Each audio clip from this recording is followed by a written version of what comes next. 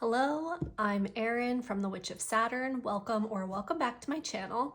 Today I'm going to take you through the part of my deck collection that in my mind is my witchy decks. Now I have to admit that this is a massive part of my collection. This may end up being a two-part video because I do identify as a witch, and I don't have decks in my collection really specifically for just this time of year, which is as we go into the fall season, especially into October leading up to Samhain and Halloween. I know everybody's really excited to work with witchy decks and autumnal decks, and I love all of those vibes, but I just happen to love them year round. As you can see, I'm working on my new spread cloth from Moonlit Fae. Really love this pattern, even though I probably will reserve this for just this time of year because of the pumpkins and stuff. Like, I don't really do the Halloween vibe all year round, but I do the witchy vibe all year round. With that being said, I have broken up my collection into 9 categories for you. I know, it's a lot. The first one is basic witch, and then the second, I kind of don't know where to put these, so I'm calling them kind of more of a magical witchy vibe. Then I have Lenormand, Pagan, Goddesses, Sabbats and Cycles, Halloween vibes, Day of the Dead and Ancestor work, and then the Dark Descent. Let's get started. The first deck that I have for you is the Everyday Witch Tarot in this fun Halloween-y Moonlit Fae bag. And this is the basic witch tarot. Like, this deck is very much give me Rider-Waite, but in witch hats. And I just love that. I love the whole premise of this deck. I think it is so fun and more lighthearted. Like, at first I was wondering if I should kind of rank the decks from like light and fluffiest to most intense, and I decided against that and did the categories instead. But you can definitely see that this deck has more of a lighthearted and fun vibe than some of the others that we'll get to later down the road. So this is just super fun everyday witch tarot. In that same vein, we now have the modern witch tarot, which honestly doesn't strike me as particularly witchy looking in terms of its vibes. I do think that the color palette is nice for autumn, but this deck does identify as a witch. So I'm including it mainly for that reason. This is just a good, for a while this was my go-to everyday deck. I was using this every day for a really long time. It's kind of one of my staples that I used when I was really committing to becoming a tarot reader, especially for predictive work and reading for other people. This was a really good deck and guide for me. Like, this card I absolutely love, the Hermit. She to me is super witchy. I just want to look like that and dress like that and live in that room, and I just love everything about it. So we'll end with that one. Next we have Antique Anatomy. I should mention that I'll link all of the decks below. Everyday Witch and Modern Witch are both mass market decks. So is this. They're all in Moonlit Fae bags. I especially love this one. I think that it is just so perfect for Antique Anatomy. And I had to include this just because of the amount of bones and skeletons and knives, elixirs. It's just a very witchy deck in a way that is, to me, just kind of like your basic everyday witch vibes. I like to use this deck for doing bridges, where you could use a second deck in a reading to show how you get from one card to the next. I think that this does a really good job with that. And I just love the overall aesthetic of this. This next little deck is the Crystal Ball Pocket Oracle, another mass market. This is by Athene Noctua.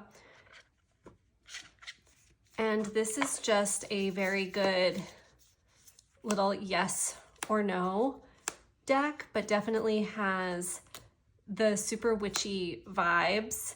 So this would be like my basic go-to. Do you just need a yes or no, or a little guidance on your path or assistance with a reading?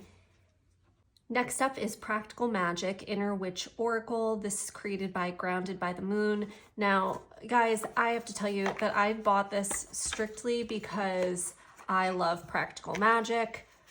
I mean, I even have this Midnight Margarita mug because I just love anything practical magic. I love the books, I love the movie, I'm excited for the sequel.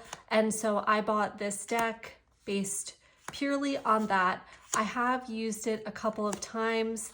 I'm not super blown away by it yet. I'm still giving it time. I haven't really put that much effort into connecting with it yet. That's why it's in the basic witch category, because this is fun, reminds me of the movie. Also on my wish list is the Hocus Pocus deck for the same reason. Just love the movie, love the vibe, love the aesthetic, and that's that. What can I say? I'm also a basic witch. That's the reason that this category is called that. Next up is Earthly Souls and Spirits Moon Oracle by Terri Foss. This is the mass market edition. I would love to get the indie version of this, but I've seen it a couple of times for over $100, and I just don't use it enough to justify spending that much on it. This is kind of the crossover deck between the basic witch category and the magical category, because as you can see, this looks super magical. This is just an aesthetic that I absolutely adore. I think that the cards are beautiful. I love that they're witchy, but also colorful and bright and kind of have this glittery vibe to them, while also a really strong witchy aesthetic. The moon, the raven, the owl, I mean, it's all right there, and I just absolutely love the aesthetic of this one.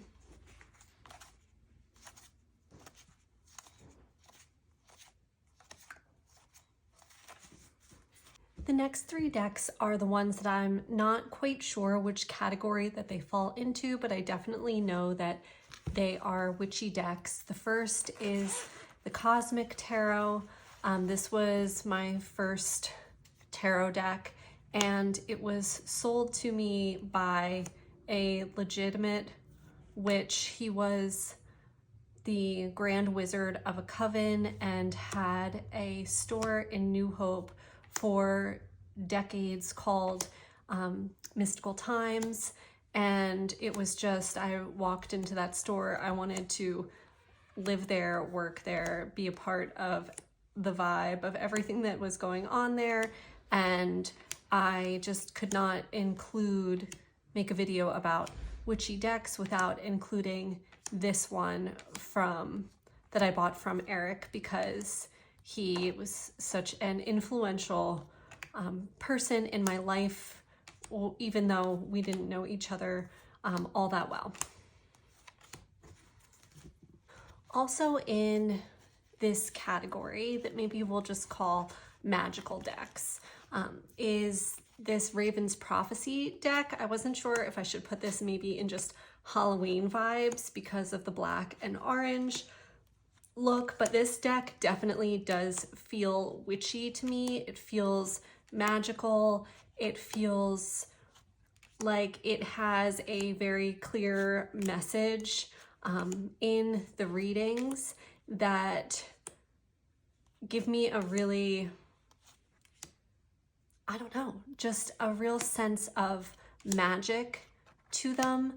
And I really am happy to have this in my collection, even though honestly, it is like the crappiest cardstock I have ever put my hands on, and I don't even care. I was never so happy to have a crappy mass market deck in my collection than I have been with this one. The next deck is another mass market. This is the Enchanted Forhaxa Tarot by MJ Cullinane.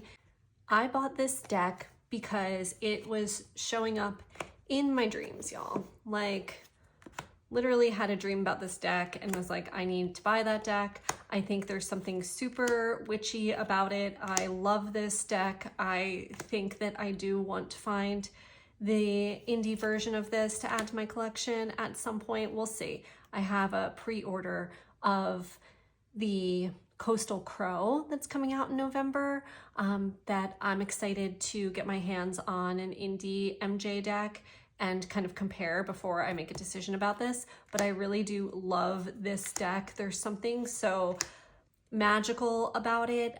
It's kind of like witchy in a fae way, if you will.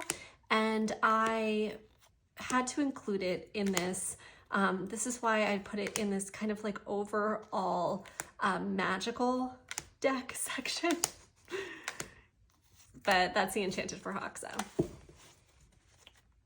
Next up is this very small category of witchy Lenormands.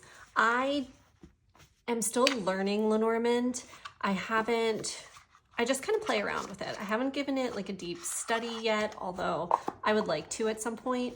And honestly, when I do use Lenormand, I'm really just usually going to my Lenormand tiles by Jamie Sawyer. They're my favorite. But I do have a couple of these more witchy Lenormand decks. This one is the Sleepwalkers Lenormand. It is an indie deck, and it just has a very dark, it's a set. There's Sleepwalkers, which in my head is like the Nightmare version.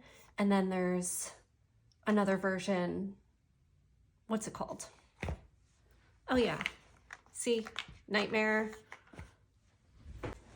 And then the pink one is called Sweet Dream. So this Nightmare version makes it into the witchy deck collection section for a very witchy looking Lenormand. I love this deck. I think that the cardstock is great. I love the holographic gilding on it. I love the art and the overall look of it. Like, look how great that is. It's just a very super cool Lenormand. The only thing I don't like about it, I'm trying to see if I can find it, are the people. Like, I don't know. I don't love them. I don't love people in any of my decks though, so let's be real. Okay, and then the next one in this category are these Gypsy Witch fortune-telling playing cards.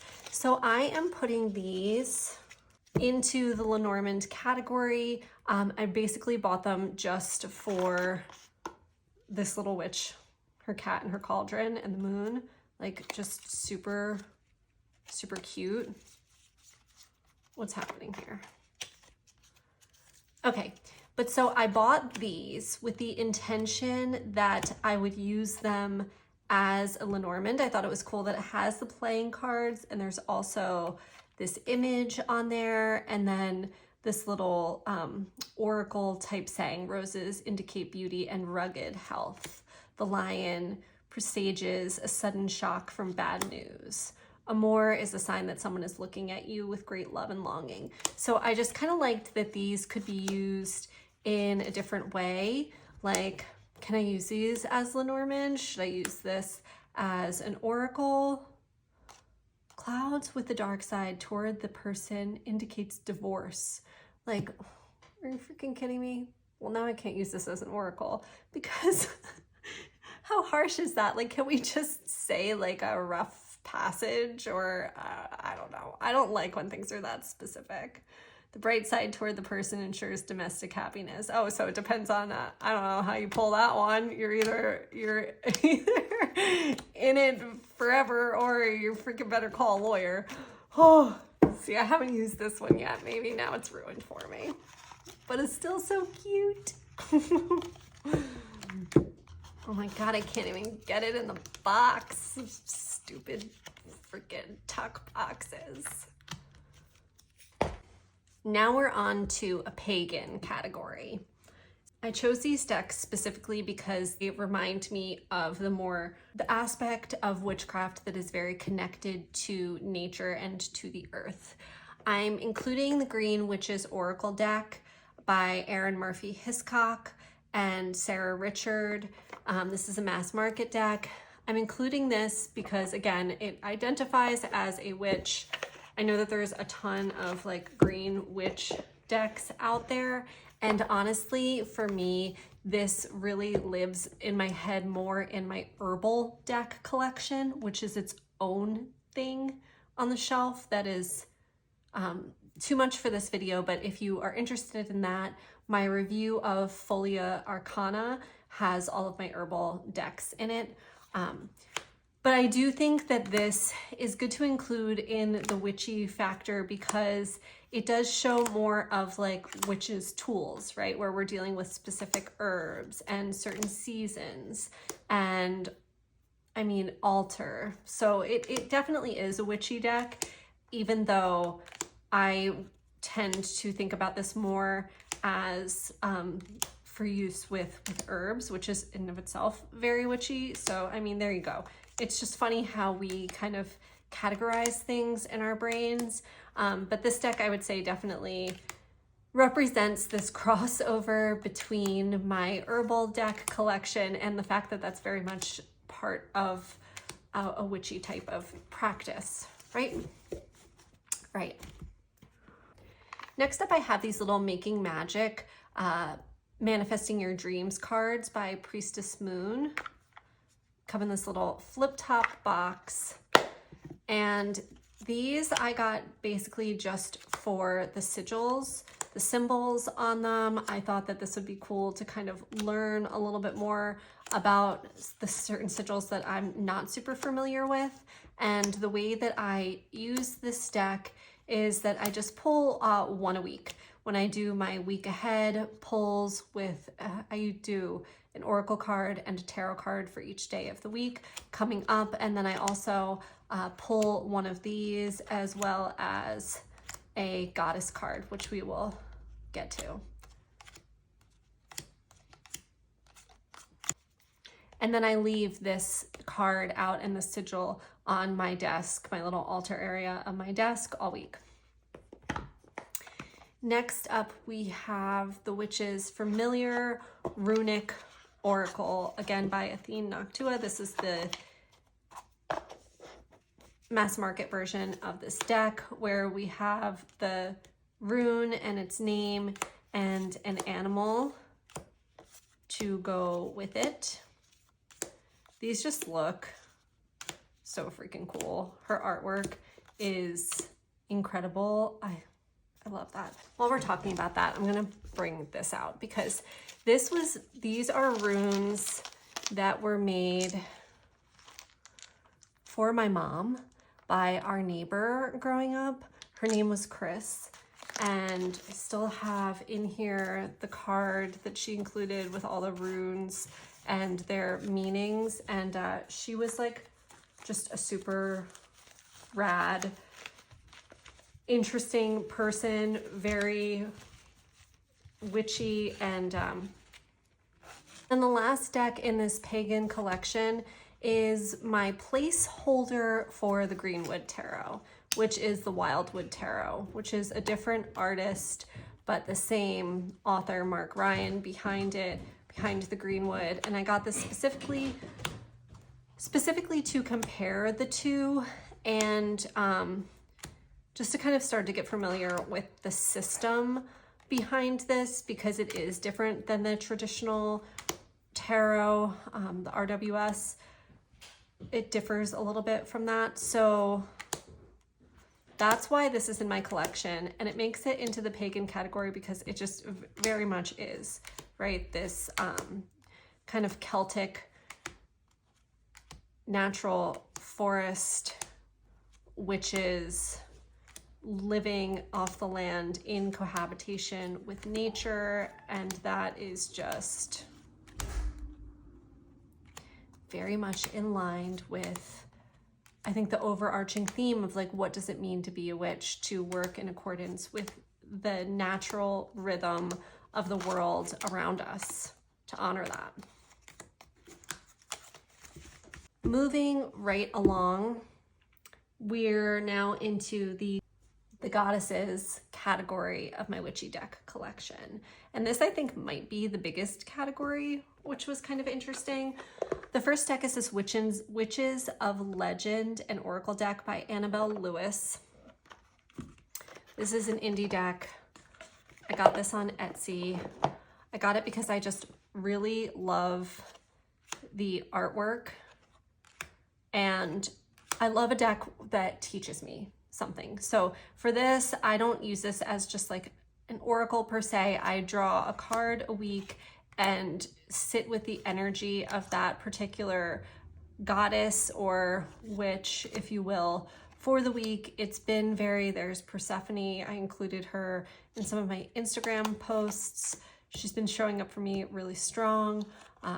Marie Laveau. There's just, it's interesting to learn the mythology behind some of these goddesses that I'm not so familiar with, and to just sit with their energy. There is a guidebook for this. It just happens to be sitting out on my desk that gives you the meaning, the myth, and an area for some personal notes. Also, I like that it gives you the pronunciation, because some of them I'm like the one that I got this week. I needed help. I needed help with that one. And I'm a yoga teacher, so, you know, it shouldn't be that hard for me. But here we are. Next up in the goddess category is this Lilith, Queen of the Night Oracle Grimoire. This is by Mariana Andrade. I'm sorry if I'm mispronouncing your name. Also written by Sophia Aguiar. Just butchering names left and right over here. So I backed this on Kickstarter because I'm just really into Lilith, especially because of my, because I'm a professional astrologer and I look a lot at our Lilith placements. I have a strong Lilith energy in my chart. I don't love the look of this deck, the graphics. It's not really kind of my style. It doesn't match a lot of the decks that I have, but I love this deck. I love the guidebook. I think it's just really great. It gives a really good history and background on Lilith. Super, super thorough. It's really great if you're at all interested in Lilith. The cards, I think, are very powerful. The spreads in here, I have enjoyed. I think that this is a great deck to purchase if you are interested in learning more about Lilith. I did see that they have another Kickstarter coming, and that one is on Hecate, and I am planning to back that as well because I'm sure it will be just as good as this one.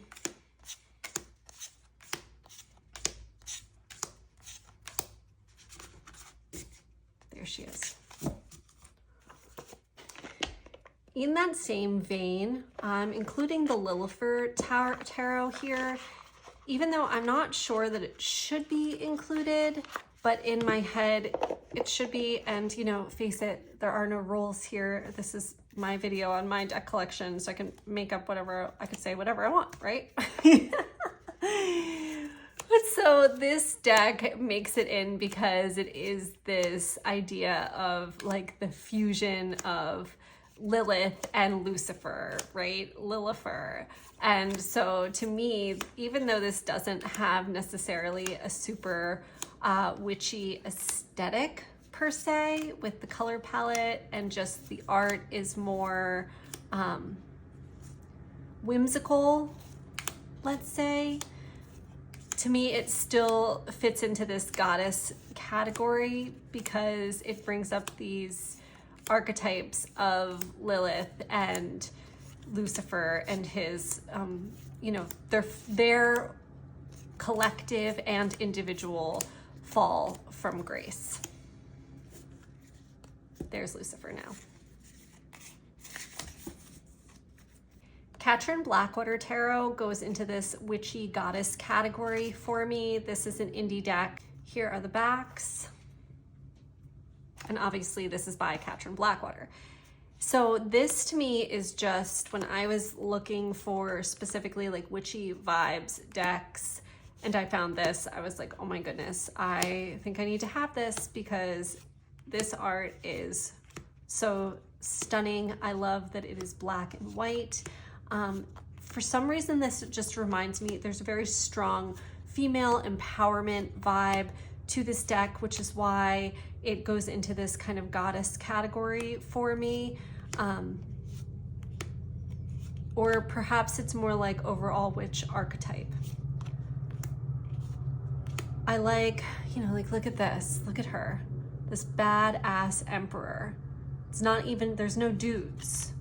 I don't think there's a single dude in this deck. It's just pure female empowerment. And there is this kind of like modern,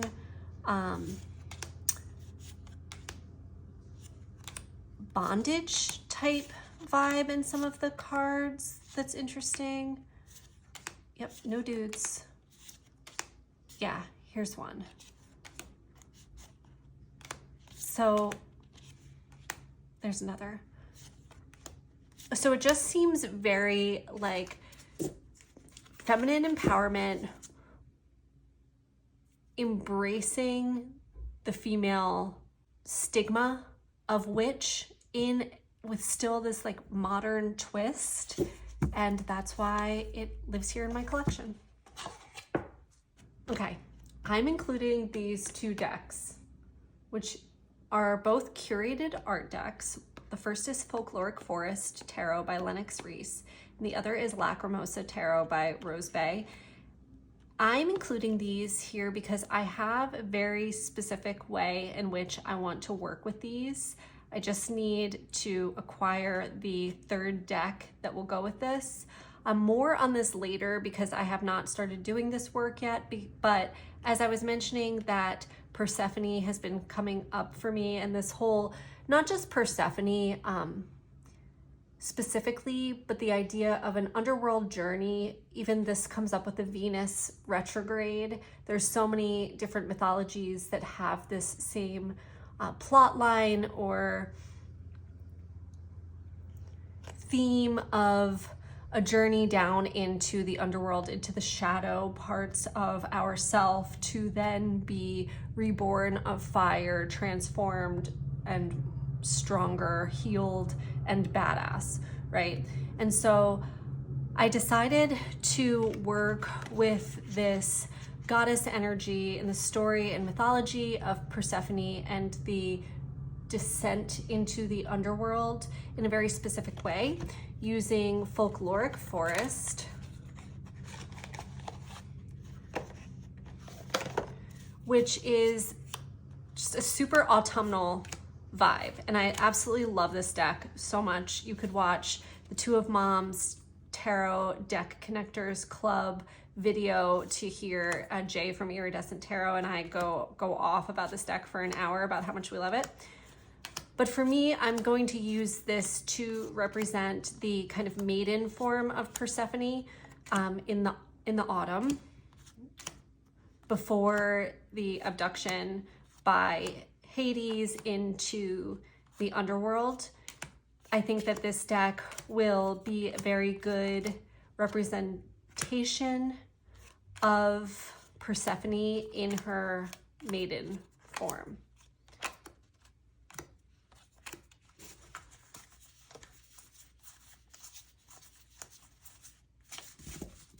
The deck that I'm going to use for the actual descent into the underworld is the Garden of Persephone tarot. So I am waiting to acquire that before I begin this. Imagine that it is here for that work. And then for the Underworld journey, I think Lacrimosa Tarot will do a really great job of that for very obvious reasons. This dark red,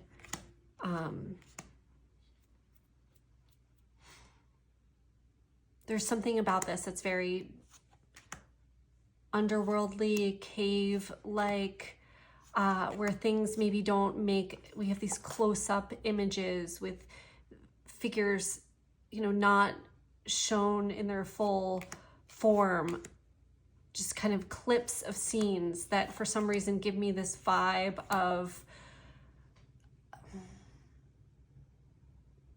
a nightmare or dreamscape where we're just getting these pieces of images coming in that don't fully make sense, and kind of really having to trust our own inner intuition and guidance to fill in these dark spaces. I think that these 3 decks, because Tarot of Persephone's Garden, is that what it's called? Is it called the Garden of Persephone Tarot? I can't keep these, there's too many tarot deck names. There's too many. But they're all curated art decks, and for that reason, I think that they are going to pair really well together. I had originally made a list of decks that could be used for the Maiden version of Persephone, and then for the Descent, and then for the Underworld, and maybe even another category of Sexual Awakening, which these categories I got, I'll link the video below, from Owl Moon 13. Racine, I think that's her handle. I specifically found a video of her talking about working with Persephone with regard to tarot. I really liked the categories that she laid out for that, and so I am curating these 3 decks for this work from my own collection. Okay, that wraps up the goddess part of my collection, and I think is a good stopping point for this. We'll make this part 1 and come back for part 2 to go through Sabbats and Cycles, Halloween vibes, Day of the Dead and Ancestor decks, and then what I am calling the Dark Descent. So thank you so much for watching. Please remember to like and subscribe to my channel. I would really appreciate it. I really enjoy making this content and sharing my passion and love of tarot with this community. And so thank you. See you soon.